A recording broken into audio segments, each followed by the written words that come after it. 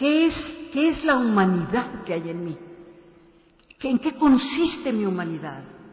Adviertan, es una pregunta muy diferente. Es la misma pregunta, además, que yo le hago al otro. ¿Y tú quién eres? ¿Qué eres? ¿A dónde vas? Es la pregunta que Sócrates le presenta a Fedro. Sócrates se pregunta a sí mismo qué soy como humano y cuáles son los fines y el sentido de la vida humana, el bien de la vida humana.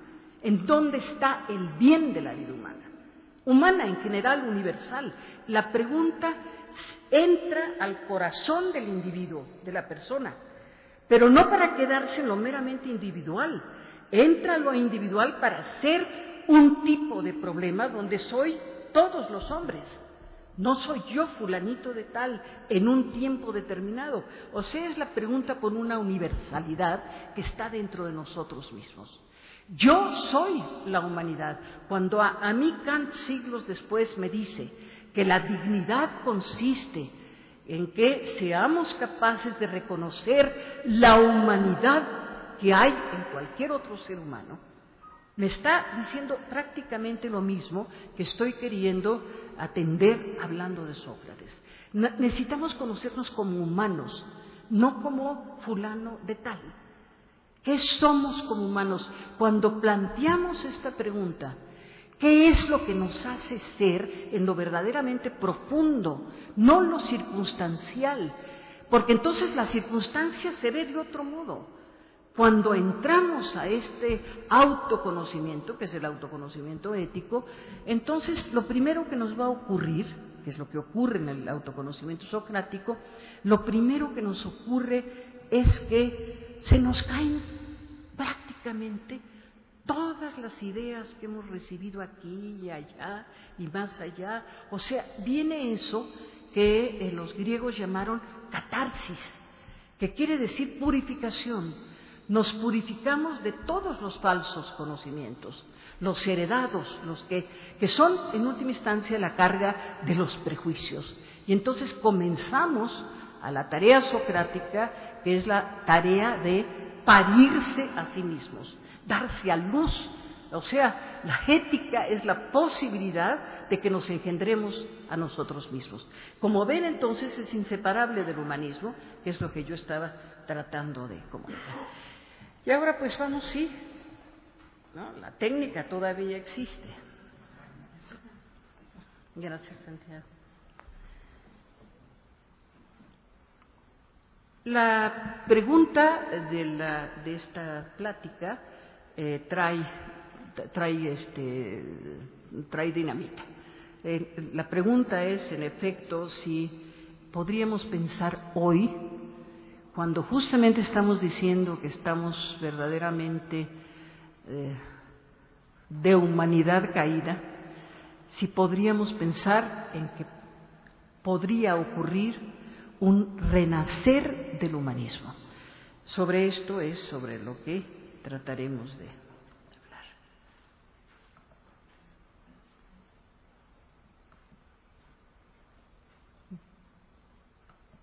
¿Tantan? ¿Hasta ahí? A ver.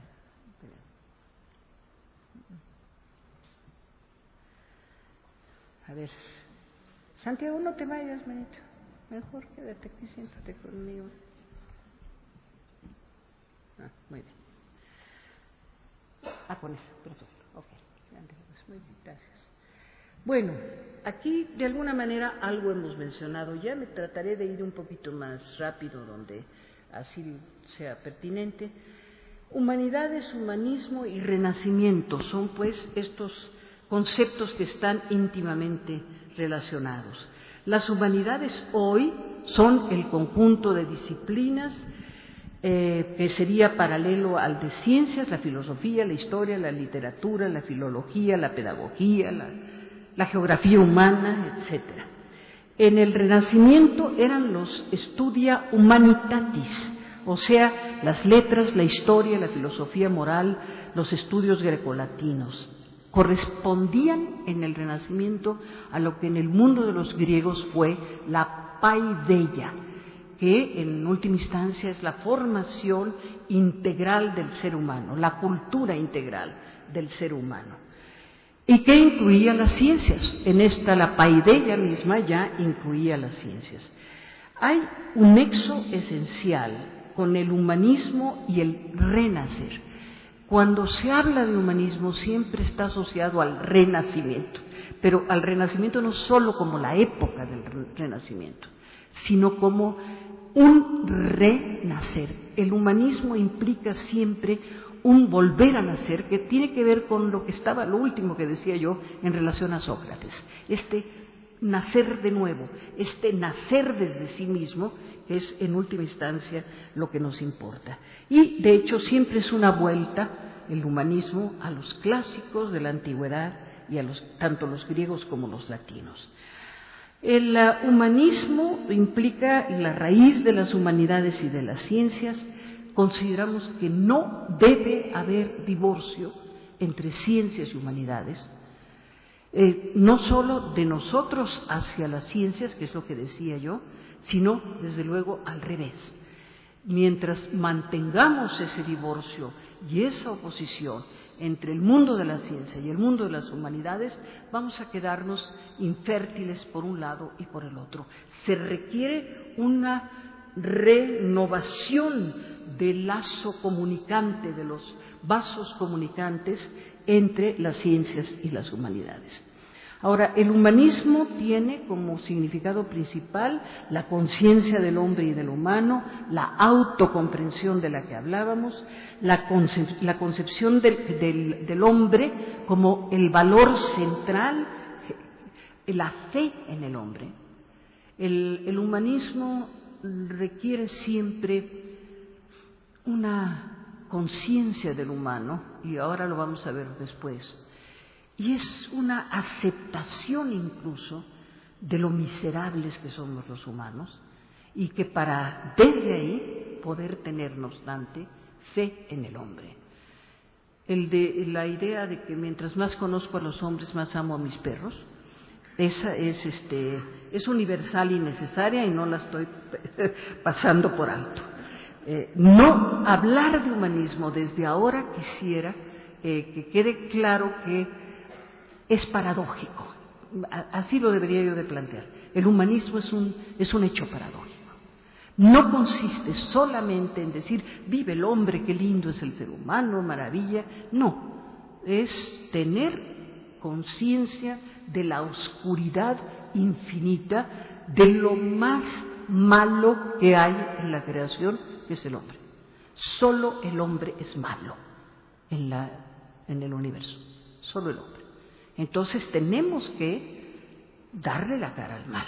El humanismo, si no le da la cara al mal, no habrá sido humanismo. A ver si por dónde sienten que me estoy empistando. Entonces, el humanismo tiene un alcance universal, como lo estamos entendiendo, incluso anterior al Renacimiento, posterior al Renacimiento, hasta el presente. Y no solamente estamos pensando en el humanismo occidental, aunque me he centrado tanto en Sócrates y en los griegos, pero, ¿y por qué no el humanismo prehispánico?, que es una de las muestras más esplendorosas de humanismo, lo que uno puede encontrar en las maravillas de los mayas, de los nahuas, de qué sé yo. O sea, humanismo, y vámonos al humanismo de Oriente o al que ustedes quieran. El humanismo es una forma en que el ser humano es capaz de asumir al ser humano, para decirlo de una manera rápida. Una de las mejores definiciones, curiosamente, que hay sobre el humanismo es la de Heidegger. Dice Heidegger en su famosa carta sobre el humanismo que el humanismo consiste en reflexionar y velar porque el hombre sea humano y no inhumano. Es decir, fuera de su esencia. Es raro que Heidegger hable de esencia, es raro que Heidegger hable de humanismo, pero este es un pasaje absolutamente heideggeriano y no hay, y yo creo que es la mejor definición que se puede dar. Adviertan lo que estamos diciendo, es una manera de reflexionar. Otra vez Sócrates, ¿no? No es simplemente andar picoteando por la vida, hay que aprender a estar con nosotros mismos y aprender a reflexionar. Pero no solamente es reflexionar, es velar. Velar es un estado de atención, de estar despiertos a nuestra humanidad, a la humanidad del prójimo, porque además, como dice el buen Sócrates otra vez, yo no me conocería a mí mismo, dice Sócrates, si no te conociera a ti, Fedro. O sea, no nos conocemos, ahí es donde no hay psicoanálisis de por medio, ¿sí? No se parece al psicoanálisis. El conocimiento ético es un conocimiento de nosotros mismos hacia lo universal, como decíamos, pero también es el conocimiento del otro. Es un hecho de comunicación, no es un hecho de soledad y de aislamiento. Por eso es ético. Hay una liga también, por tanto, entre humanismo y libertad y entre la libertad y la ambigüedad. Para mí esto es lo más importante que quiero destacar. Dice un pasaje de la Antígona de Sófocles, de la obra de teatro. Lo más maravilloso, terrible, estamos traduciendo la palabra griega que se llama deinoteron. Esta palabra griega no tiene más que esta paradójica traducción. Deinoteron quiere decir maravilloso y deinoteron quiere decir espantoso. Al mismo tiempo, las dos cosas. Esta es la clave de todo. El hombre, dice Sófocles, lo más maravilloso, terrible que hay en el mundo es el hombre. De su arte y de su ingenio creador surgen tanto el bien como el mal. Yo me quedaría solo con esta frase para todo lo que hemos dicho.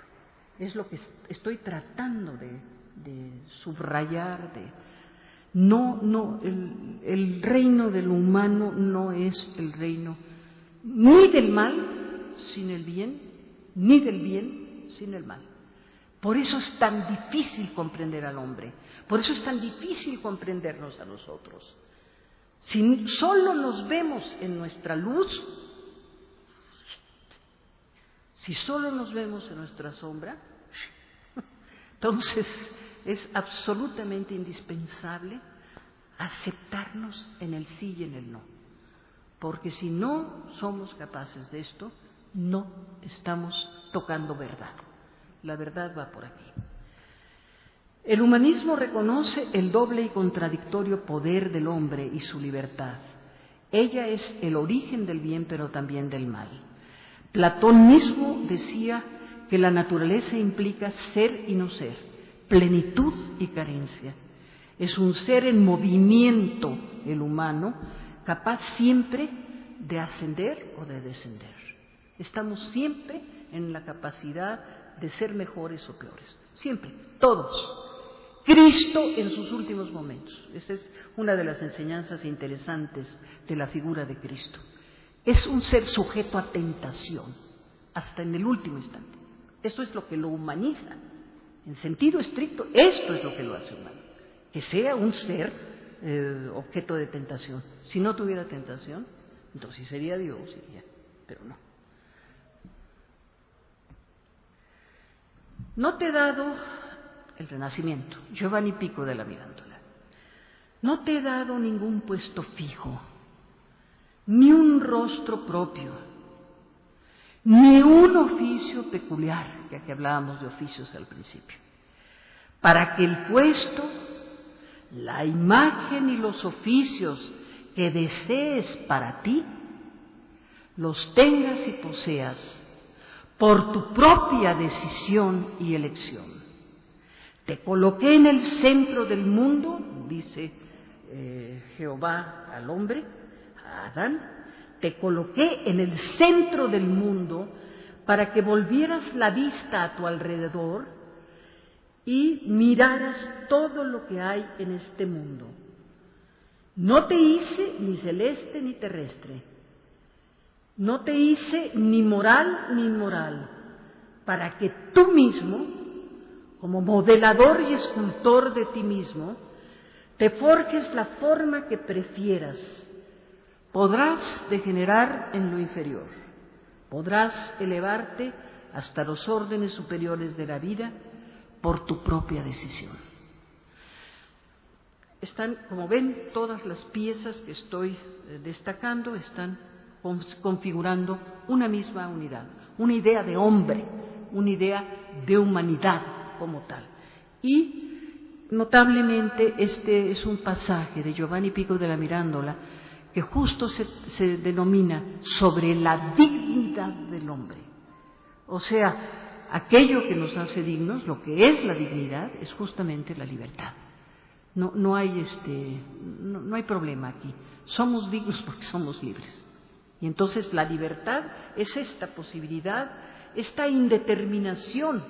Es decir, para mí, si hay un Dios, lo mejor que pudo haber hecho por el hombre, si es que hay este Dios, es justamente esto, habernos dejado sueltos, como el buen padre deja sueltos a sus hijos. Órale, hazte por ti mismo, genera tu propia ruta de vida y confiar, el padre que confía en el hijo, no el Dios que lo va a amarrar y le va a decir, te vas por aquí, te subes por allá. Este es un pasaje absolutamente extraordinario por eso, porque nos está quitando un código de vida absolutamente ya prefijado. Entonces, en ti está ascender a donde quieras. En ti está, además, seguir el oficio de lo que hablábamos en un principio. La opción del bien es la opción que nos lleva a ser. En realidad, el bien es la humanización. O sea, no tenemos la humanidad ya hecha y acabada y regalada. Nos humanizamos cotidianamente, cada día. No es tampoco algo que nos ocurra de una sola vez. Es cosa de hacerse a sí mismo. La bondad equivale a la humanidad en esta concepción ética primaria. Y hay esta frase de Píndaro, también Paz lo dice todo con la sola frase: hombre, sé lo que eres. Yo no le puedo decir al león, sé lo que eres. No se lo puedo decir a la zanahoria, sé lo que eres. Porque la zanahoria es zanahoria. No es imperativo. La zanahoria es zanahoria y es feliz y plena en su ser de zanahoria. ¿Y qué decir del león? Pero este miserable Deinoteron, ¿ven por qué es Deinoteron? ¿Por qué es terrible y maravilloso al mismo tiempo? Porque tiene que llegar a ser lo que es. No, además ni siquiera llegar a ser algo extraordinario, nada. Es que es una especie de círculo perfecto. Es un llegar a ser justamente lo que es. La ética habla de la areteo virtud, de la excelencia, del cumplimiento, de la acción continuada, de las famosas virtudes, la sabiduría, la valentía, el autodominio y la justicia, las 4 grandes virtudes socrático-platónicas que creo que siguen siendo claves. El justo medio, la proporción, la armonía, la conciliación tierra y cielo, materia y espíritu, todo esto es la posibilidad de la armonía ética. La educación misma es paideia y es formación integral. La historia de la cultura, nuestra historia de la cultura, no la historia de las guerras, no la historia política, la historia de la cultura es la construcción de la humanidad del hombre, de la naturaleza humana. En realidad la cultura es humanística como tal, las humanidades por antonomasia, y la tradición cultural nos va dando una identidad humana cuando uno estudia la tradición, cuando uno estudia nuestro propio pasado, el caso de la historia, pero de la historia de la literatura, de lo que quieran. El voltear a nuestro pasado no es voltear a lo muerto, el voltear al pasado es voltear a aquello que tiene toda la vitalidad en sí mismo si yo le permito vivir. Si yo olvido, si yo estoy ciego para el pasado, ese pasado está muerto. Pero cada acto de comprensión nuestro trae a la luz y a la vida todo lo que ha sido el pasado y nos va formando. El pasado nos va construyendo el conocimiento del pasado. Pero al mismo tiempo, nosotros aquí y ahora estamos creando y recreando ese mundo del pasado. Entonces, y con eso estamos construyendo el futuro.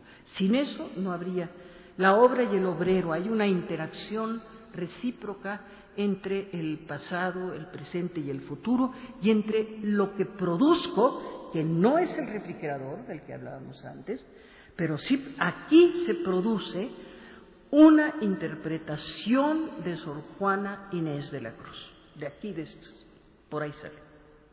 Es distante de un refrigerador. Pero esa interpretación es una obra que puede en un momento dado, de hecho a todos nos puede estar reviviendo en múltiples facultades de nuestro propio ser. Eso por una parte. Y por otro lado, la obra misma hace al obrero y el obrero genera la obra y se está dando esta interacción permanente en que consisten nuestras llamadas disciplinas. Y con toda la intención escogí 2 esculturas de Miguel Ángel, que son, creo, lo más expresivas. A mí, personalmente, les quiero decir que me gusta más el gigante de la izquierda que el David. Pero tengo que admitir que el David es el David, que es la obra absolutamente maestra en la escultura. ¿Qué más? Perfección están todas las obras griegas, desde luego. Sin duda, el Hermes de Praxiteles es algo total, la Venus de Milo, lo que quieran ustedes. Toda esta manera de lograr la perfección artística es el poder crear esta extraordinaria plenitud que es el David, pues solo tiene sentido porque la estamos sacando de la piedra. Por eso les digo que a mí me cautiva el gigante, que es el momento. Estos se supone que son obras inconclusas de Miguel Ángel, que era de donde estaba sacando la obra, la figura misma. Eso es falso, en realidad nada de que son inconclusas, es que están en el momento del nacer, del surgir, del estar rompiendo con la piedra. Esto, a mi modo de ver, es uno de los momentos más perfectos para retratar a lo humano. También lo humano es el David. O sea, son los 2 momentos, si ustedes quieren. Lo que pasa es que después que se logra el David, lo que viene es otra vez el gigante. O sea, no nos quedamos ahí, ¿no? El logro es el cadáver, dice Hegel. El logro es el cadáver que hay que dejar detrás. Lo malo es la crisis del humanismo.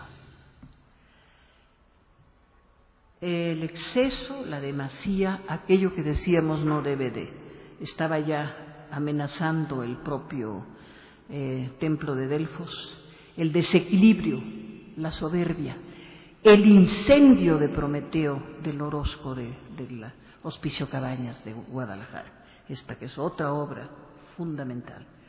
Esto, vean qué pasa con Prometeo. Prometeo, que se roba el fuego, se incendia por su propio robo.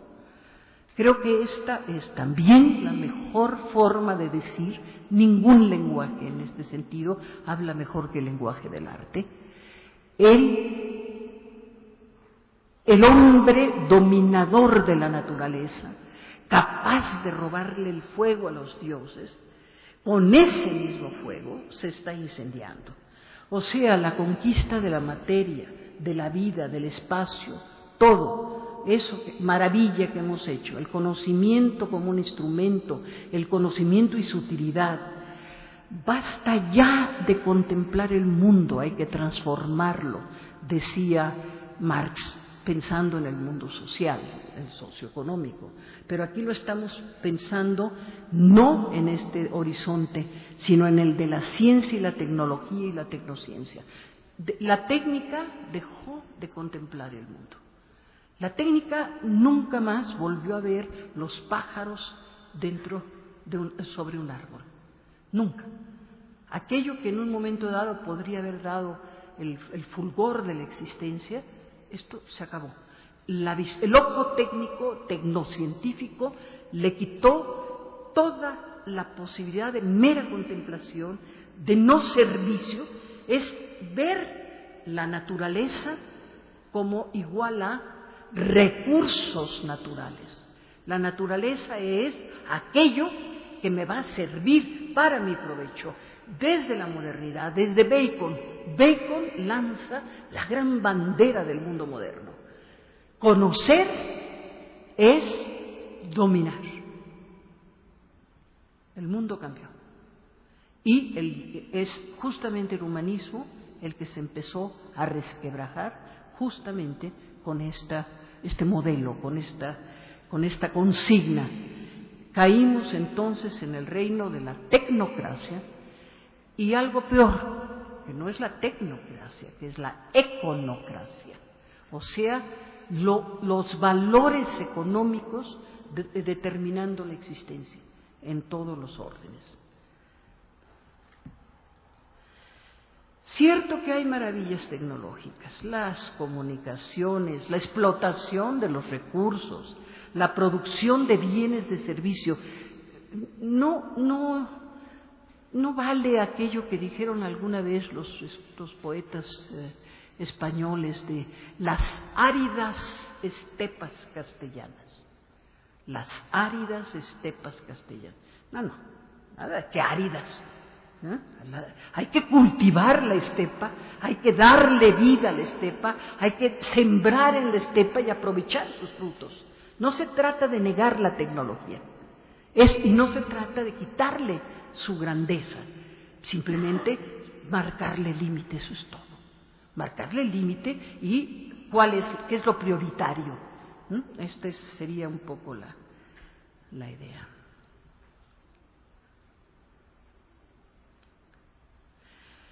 Las amenazas tecnológicas son tanto o más fieras que los beneficios.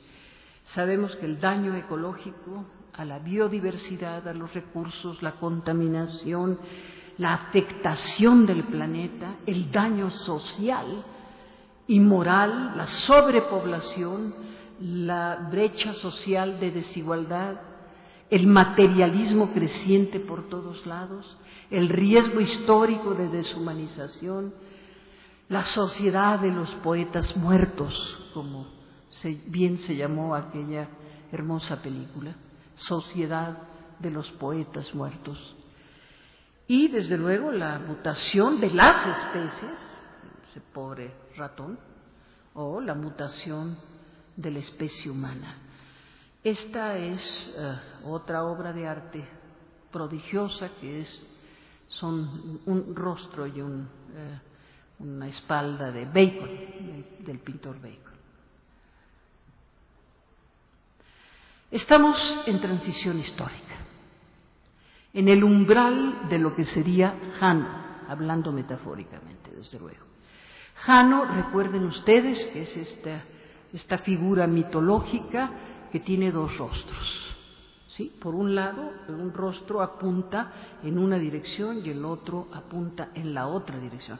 Las tres son tres representaciones, tres monedas distintas de la figura de Jano. Jano es el símbolo de esta alternativa.